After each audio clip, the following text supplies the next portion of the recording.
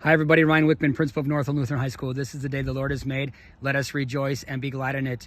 Our vision is to prepare each and every student for this life and for eternity through premier Christ-centered education. And as you know from our last video, we are working like crazy to make sure the exterior, everything outside also is premier, Project Premier. Special thanks to Thrivent Grants and volunteers for that yellow drain tile around the baseball field. Special thanks to a Thrivent grant and a volunteer who is almost done with this pitching mound. In fact, this month alone, we are looking for 20 additional Thrivent grants. These grants can be for cooking and volunteering to purchase food, or it can be for tons of stuff we have going on outside. If you've never written a Thrivent grant before, but you are a Thrivent member, give me a call, 715-297-4427.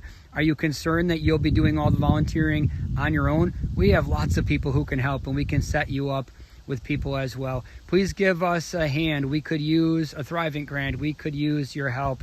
Lots of stuff outside, some inside. Thanks for all you do. Have a great day, everybody. God's blessings. Bye-bye.